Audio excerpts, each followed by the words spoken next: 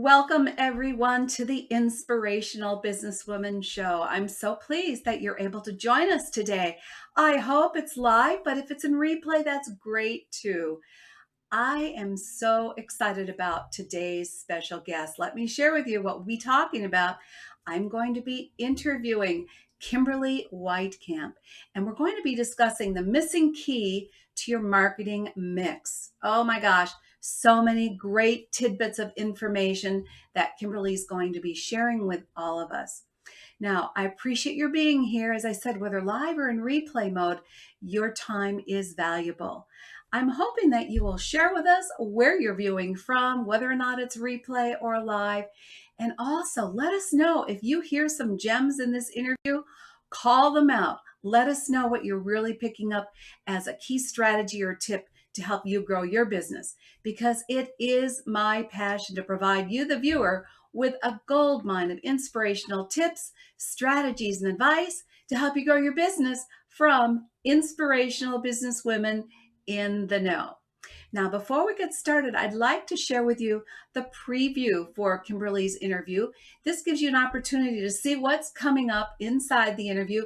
And also, would you take a moment while this is playing and click the share button and help spread the word about this amazing interview? Because I know you know a lot of other inspirational entrepreneurs who might be interested in what Kimberly has to say to help them grow their business. So go ahead, help spread the word while I play the interview, and we'll be getting started in just a moment.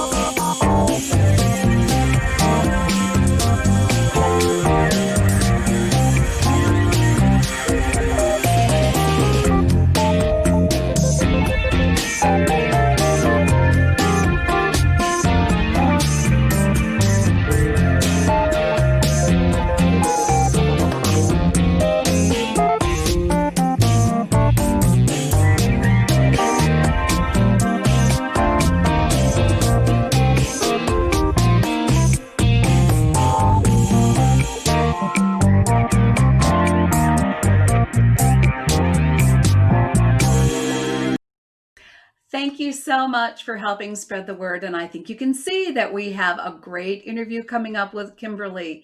Now, before we get started, I just need to share with you that today's show is sponsored by hangout-marketing.com, where you can receive a complimentary live stream marketing assessment. Now, this assessment will only take you a couple minutes, but if you're looking to step up and use your live stream strategically so that you can brand, grow, and market your business, this should not be missed. It will only take you a couple moments, and all you have to do is text pound success to 775-800-4179, or if you're out of the country, simply go to hangout-marketing.com. Take the assessment, and you might even qualify for a complimentary shine session with me, where we'll just sit down and strategize the next best steps for you to step out and shine online. All right, let's get to the interview.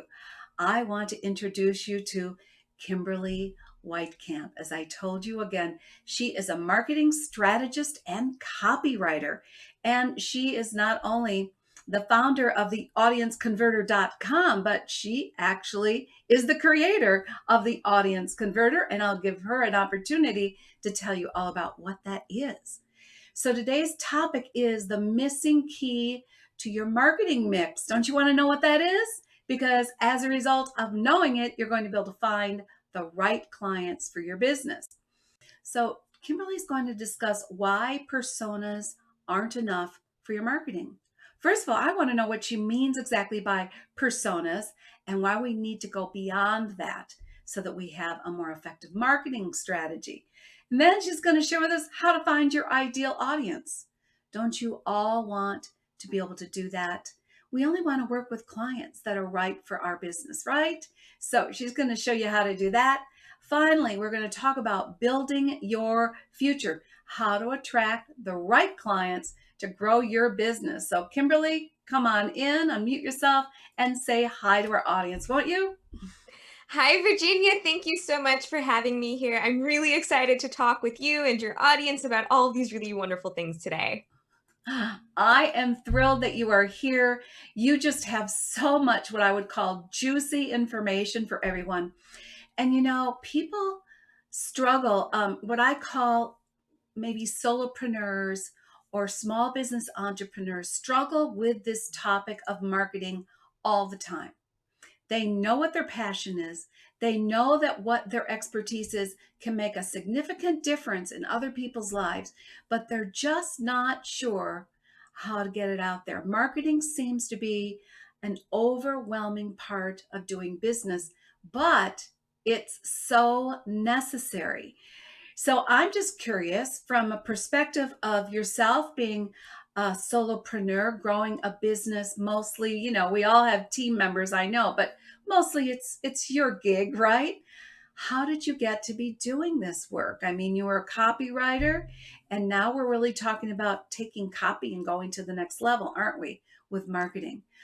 Were there any significant moments in your life that kind of led you from where you were to where you are today? Absolutely. Thank you so much for that question. I got started in copywriting. I kind of stumbled into it, but I tell people that it wasn't my second choice, it was my first choice. I love the idea of being able to help people achieve their dreams using the power of words. And originally, I got started in the travel industry and software. So I was working for people who, they had really small groups, but everyone had an opinion and no one really understood how digital marketing worked. And it would take a really long time for not only them to convert their audience, the average buying cycle was like 6 to 12 months, but it would also take a really long time for them to be ready to work with me. And I launched my podcast and I was, looking for other opportunities to meet other podcasters. And I went to this conference and everyone there was an entrepreneur. They had their own business, they were coaches, they had a course, and they were so passionate about what they were doing. And, they had this message. And I was like, these are the people I want to help. I want to help them build that audience. I want to help them bring in that community. I love what they're doing. And I just so connected with everything that these people were standing for, and these people were excited about. And it wasn't just another thing that they had to tick off. They were so passionate because this was their life and it was their mission to help people. So that's kind of when I made the switch to being the audience converter and helping everyone kind of bring in the right people and bring in and build their community and build their audience, because I just loved the energy in the room and I was like, these are the people I want to work more with. So that was a really defining moment for me, was speaking with all of these people who were so passionate about what they were doing, and they were so invested because it was their stuff, it was their mission, it was their widget, if you will, it was their methodology, that it really became the type of people I wanted to serve. I love that. Basically, it was their baby, they gave birth to what it is that they wanted to share with the world. And now you've got them because they're still kind of stuck on the next step. I mean, it's great to create, but not if you don't have the audience to purchase, right? Or to follow you or to start to see you as the expert in what you do. So, how exciting for you that you found that niche and that combination of what you could do to better serve. But now I know you have a whole audience of, what you would call your ideal clients who you now are able to serve to help them go to the next level. So very, very exciting. Thank you for sharing that with us. And you never know where this is going to come from, peeps. It could be, she said from going to a conference. I've had people talk about defining moments all over the place, from absolute human tragedies to things that are absolutely miraculous, all of which can be defining moments. And yours was going to a conference and seeing that there was such a need that you could fill. So that's terrific. Let's go ahead and talk about personas. Why personas aren't enough and what you can do. First of all, what do you mean by persona?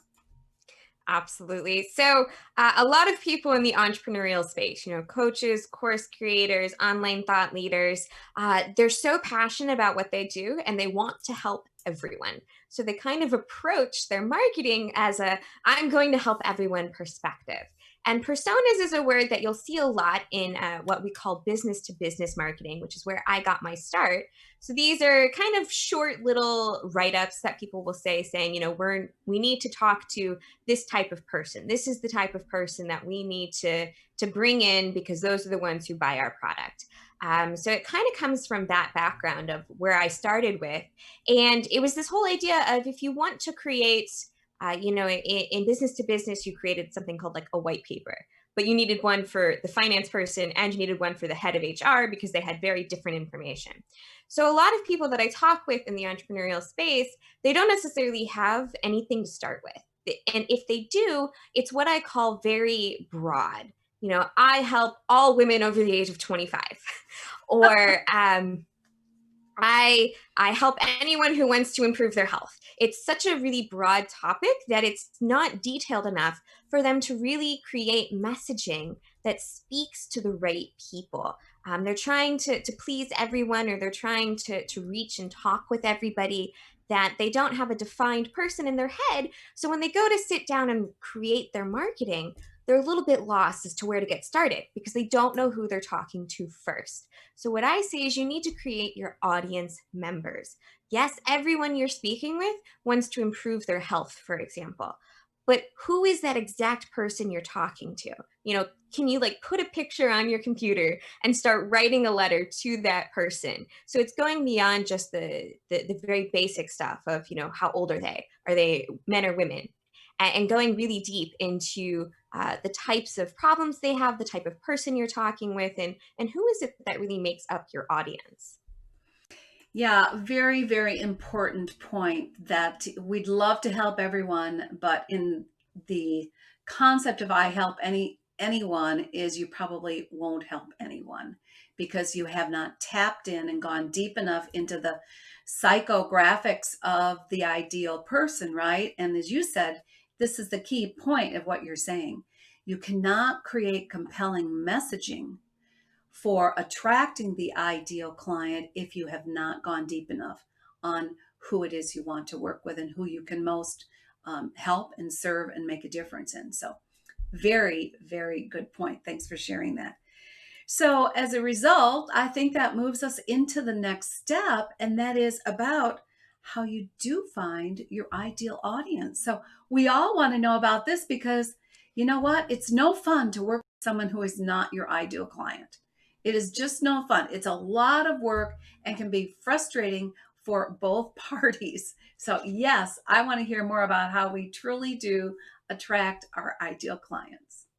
Absolutely. So, what I tell people to do is once you have that really, really clear idea of who you're talking with, it's a general idea of, you can ask yourself, well, where is that person already looking for information? Where are they already looking for help? Going to the broad topic, most likely they're looking for help online, especially since I work with people who have an online presence. So they're looking for help online. But where are they looking for that help? Are they going to look for like a social media group, like a Facebook group or a LinkedIn group? Are they looking at are they asking questions on forums like on Quora or something? So when we're talking about how to find your ideal client, once you have that audience member defined, then it's just a step further to say, where are they already hanging out? And one of the easiest ways for you to kind of discover this is to just ask people how they found you. So if they get on a call with you, say, I'm so happy that you're here. Can you just give me an idea as to where you heard about me so that you can know where your best marketing channel is? Or when they sign up for a free gift that you're giving away, on the thank you page, asking the question of, did you come from one of these three top places that you think of? And also, of course, looking at the people you've already helped. who is it you've already helped, your happy clients, they've already, love what you said, they've gotten the results that you've promised them. Just taking a moment and saying, hey, I'd love to know how you found me in the first place, so that you know where to start focusing your efforts. Because if you found two or three of your ideal clients, if you found two or three of those people that you would love to serve more of, you know that they're the right fit for you. If you found two or three of them and they're from the same place, they found you in the same location, then there's a good chance that there are a lot more people in that same place where you can focus your marketing efforts. And it doesn't have to be, oh, I need to be in 15 different places. In fact, I recommend people start with one or two. Start with, I'm going to start with a Facebook group, or I'm going to start with a Facebook page, or I'm going to start with just a LinkedIn presence and send out personal connections. Start with one channel that you can really focus your attention on. Because if you don't have the time to focus on 15 different places at once, then you're not really going to be putting in the right amount of time on any of those channels. So you start with one, and that's also where it comes to, you just talk with the people you've already helped and determine, how did you find me? And putting your efforts into getting more of those types of people, because you really want to make sure you're spending the best amount of time so that you can help the most amount of people who are a great fit for you. Such good points. I'm going to add a little caveat to it though. And that is that if, for instance, you have already started on just one platform, and we can use Facebook as an example since so many business entrepreneurs are there, and you're asking how they found you, it could be distorted information. Because if your primary marketing has up until this point just been Facebook, you don't really know where else people might be finding you. So I agree with you wholeheartedly, but I do come from the philosophy that we do need to reach beyond one single social platform in our marketing always, because our ideal clients hang out in a lot of different places. And the other problem with something such as Facebook is many people have navigated away from it since they had some of the security issues. So I don't disagree with you, but I just feel that we should expand on this point a little bit more, because if you're only marketing in one place, you're not going to get the information you really need. Am I off base on this? Oh, no, absolutely. When I say, start with one place, and then I recommend for people, test that location out for about a month or two, see if you're getting a lot of the right leads, the new people, and then slowly add another channel. What I'm talking about is you want to focus your energy specifically on one place to get started. And then as you do that, you'll start developing processes. You'll start developing, oh, well, these are the best times. This is how I need to interact on this particular channel. And then it becomes, you don't need to spend as much time on that channel to be able to get the most out of it. So you can expand to your next channel. I've just met so many people who are like, oh yeah, I need to be on Instagram and Facebook and LinkedIn and Twitter, and I need to be posting 5 times a week on answering questions on Quora. And they've spread themselves so thin because they think they need to be everywhere. And I'm very much of the opinion that you need to focus your attentions to make sure you're doing the best possible job you can be doing on one channel, and slowly add another one and test. I'm a marketer, so everything's about testing, right? See if it's the right fit. You have to test it. You have to start using it. You have to put in the right amount of time and energy, because if you start with, say, in 5 different places, and then you don't have more than 10 minutes a week to spend on each of those 5 different platforms, you're really not giving it the right amount of time and the right amount of energy and the right amount of your resources to really make an impact. And you can't see if it's actually working because you don't have the time and resources to put into that channel properly. So I say start with one and then quickly expand as soon as you dial in, as soon as you start saying, well, no one's coming from here, or yeah, I'm getting some people, great, I'll continue to focus here, and then I'm going to add another channel. All right. Thank you for clarifying that. I'm going to share with you a little ninja trick that I have used over the years that your viewers might find helpful. And that is, for instance, if you take one particular post, let's say it's an image post as an example, maybe it's asking a question to try to get, more feedback and engagement. With one of the tools that I use, you can actually take that link that you're uploading and you can add a hyphen after it and put, for instance, F for Facebook and I for Instagram and L for LinkedIn and Y for YouTube, just as examples.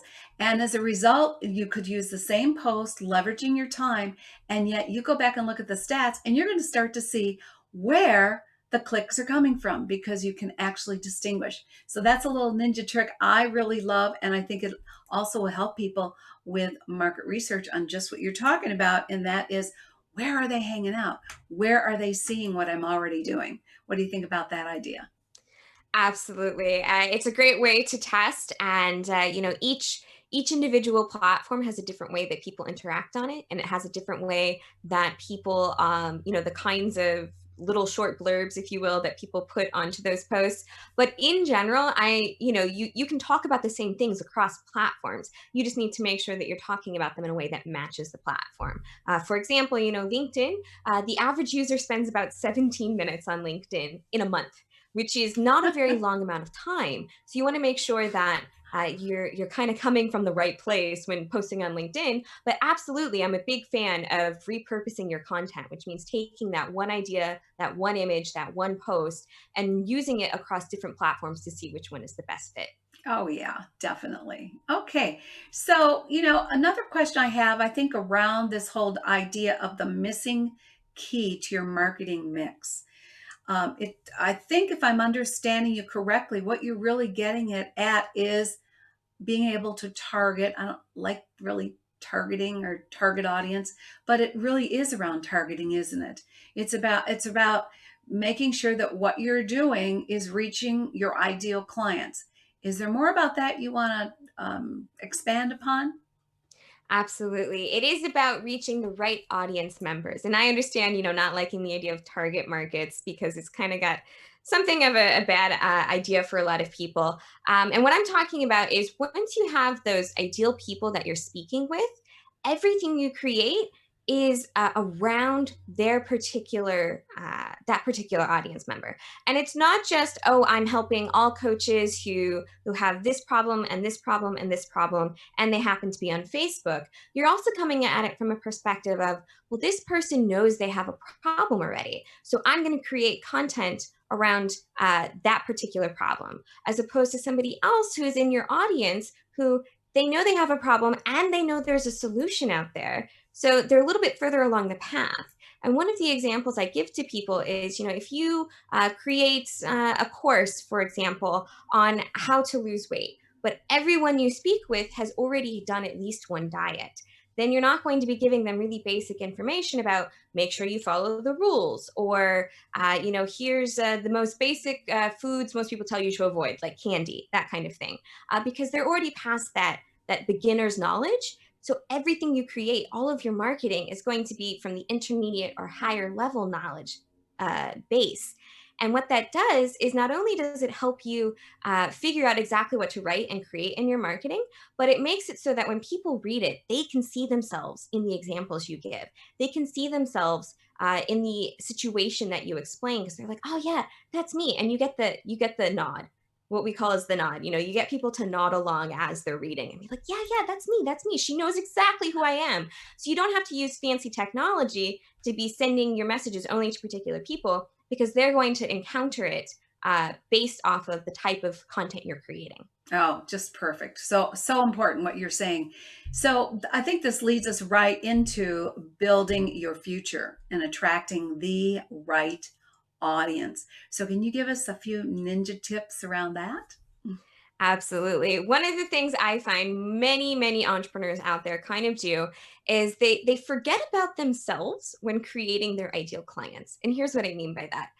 If you're the kind of person who's going to go live every morning at 9 a.m. because you're finished with your workday by 3 o'clock and you're a coach, and you encounter somebody who's expecting you to answer emails at 7 p.m. in the evening, those are your personal boundaries. You don't answer messages after 3 p.m., for example. So when you kind of look back at your previous clients and say, what did I like about working with this person? What didn't I like about working with this person? And how can I use that to create this ideal client for the future? So just because you've had particular clients in the past doesn't mean that you need to going after or be creating content for those types of people in the future. And part of that process is really defining how do you want to work with people? Are you wanting people to go through a course and then get on a call with you? What does that process look to interact with you? How are you expecting to interact with people? Are you expecting to talk to a particular client 7 times a week? Or are you wanting to work with people who can take what you do and then apply it to themselves and then come back with a question or two? So when you are talking about creating your marketing, you should always be creating your marketing from the perspective of who do I want to work with in the future? And that goes back to, not creating content that doesn't match where your ideal clients are. If you create how to create a lead magnet, which is a little bit more of a basic idea for marketing, and you get people in who are in that early stage of just creating their marketing material, and you're wanting to work with people who've been in business for a year, then you're bringing in the wrong people. So what you want to do is kind of sit down and decide, what does my ideal client look like? What does that interaction look like? And how does that relate to the type of interaction and relationship I want to have with them, so that you not only define how you're going to help them, but also how you're going to interact with them to make sure you're bringing in the right people who are at that right stage to work with you. So important, Kimberly, because so often, especially as a new entrepreneur, you're just so happy to have a client that you're not really maybe very clear on exactly who you want to work with. And as you say, how you want to work with them. It seems to me that as a result, newer entrepreneurs really need to define, as you say, exactly what they're going to be doing with their clients, so that they know, oh, I'm in my wheelhouse. This is when my what do I want to say? My soul lights up when I'm doing the work. And as you say, so that might mean I don't want to work with someone who's new at whatever it is I do. I want to work with someone who's already partway down the path. So the programs that you create or the offerings that you create need to be directed to that, so that you don't turn in desperation to clients that really aren't the right fit. Is that what you're getting at? Absolutely. If you are creating content because in the past you've worked with people who were, at that new stage, or, we'll reverse it. You love working with people who are brand new to it because everything is new and exciting to them, and you love being able to help them plan out those first 6 months. So you don't want to be creating anything that's going to be bringing in people who have that knowledge, who've already got their first 100 sales, or already have their first 10 clients. You want to work with people at the beginning stages, so everything you create is to bring in the people at the beginning stages. And it's something that we it goes back to that idea of, oh, I can help everybody. Oh, I can help everybody. My approach, my method, my way of working people works for everyone, no matter what stage of business they're in. And that might be true, but if you define really exactly the type of people you want to work with, then everything you create is going to really resonate with them. And they're going to be like, yep, that's me, getting that head nod.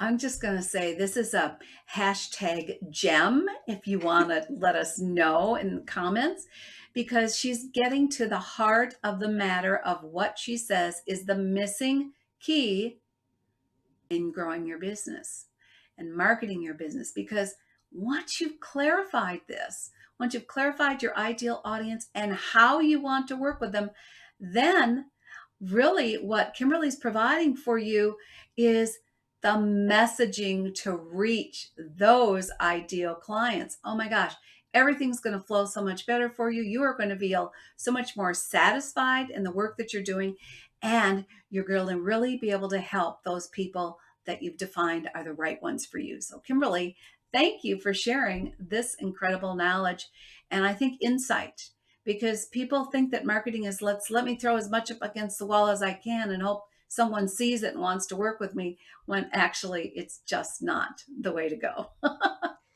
Definitely. I find so many people who take a logistics first approach to marketing, right? They're like, I've heard I need to go live 5 times a week on Facebook, so I'm going live 5 times a week on Facebook. And then it's time to go live. And they're like, I don't know what I'm supposed to say right now, or I don't know who I'm talking to, or I guess I better get a really generic message out there so that somebody comes in and hopefully wants to work with me from whatever I say. And what this does is it makes sure that everything you do, every piece of marketing you're putting out there, is simply you putting your message in front of the people who are looking for your help because they're the right people for you. Yes, absolutely.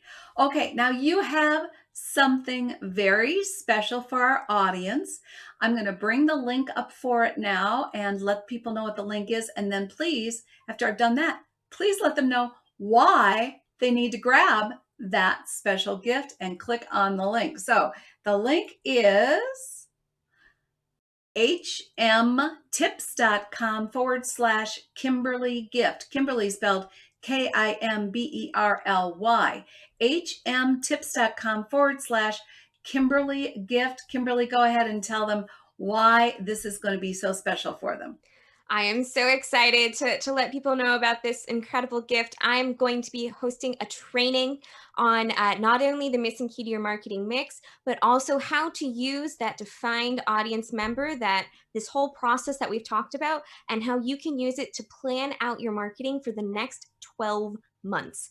We're going to go through a process on this training that kind of walks you through step by step on how to use it and how to use and harness that missing key so that everything you create is really really relevant, and then also you'll have that idea and you'll have that knowledge on, well, every time I sit down now I know exactly what I'm going to be doing, I know exactly what I'm going to be working on, and I'm really excited because I'm going to have a portion of it for Q&A so that everyone can ask me their questions about, their particular business, so they can see if they're on the right path to really defining if they've filled in that missing key to their marketing mix. Wow. Did you hear that? She's giving you a whole free training that's going to set you up for your marketing for the next 12 months. Oh my God. This is an amazing gift. Again, go to hmtips.com/Kimberly gift. Get this training. I know you're going to enjoy it, and it's going to make a big difference in your marketing mix because you will not make the mistakes of not addressing who your ideal audience is and how you want to help them. She's going to help clarify all that for you in more depth in this free training. Go jump on it now. Oh, Kimberly, this has been just a terrific interview. You have shared so much of your wisdom, and I know a lot of it has to come from your own experience. It has to come from, the mistakes you've made over the years and the things that you've learned from them. So before we say goodbye to everyone, do you have one final idea, something that you want people to take home with them as just, if nothing else, remember this? Absolutely. I want to remind people that really you're talking to one person. You might be sending out an email to 100 people. You might be posting a blog that's going to be read by 1,000 people, but come at it from a perspective of I'm talking to one person one on one. It makes your copy feel very genuine because you're talking to a person. So instead of thinking in, oh, really broad terms of these are the people, I'm going to talk to this whole crowd of 10,000 people and I'm going to change their mind. Think of it from a one-to-one perspective. And when you have that in your mind and when you sit down to create your marketing with the idea of that you're talking one-to-one with somebody, it becomes a lot more personalized and people can really see who you are. You are in your marketing, which is really important because we buy from people that we like, and then they can also feel like you're speaking to them directly. Perfect, perfect takeaway. One more gem. Address everyone and all of your marketing as though you're talking to one person, whether it be an email, whether it be a post, or whether it be a Facebook Live. Think about that you're talking and connecting with one person. And as you do that, you're going to make lots of connections and they're going to be the right connections. And that's really what Kimberly is getting at. Kimberly, once again, thank you so much for being here with us today. I appreciate your presence. I appreciate your knowledge and your expertise. And for all of you who have been here with us live, we love hearing from you, or in replay. Let us know what you think about all the great tips that Kimberly has provided for us. And I want to thank you all for being here on the Inspirational Business Women Show. And we'll see you next time on the Inspirational Business Women Show. Bye-bye Thank you so now. much, Virginia. Thanks so much for watching today. Do you know someone who would be a great guest for our show? Or would you like to be a guest on the Inspirational Business Women Show? Let's shine the spotlight on your expertise. We'll share your story while offering tips, strategies, and advice to our viewers. Expert interviews are a great way to build your reputation as the go-to expert. Go to shinetips.com/IBWS to apply today.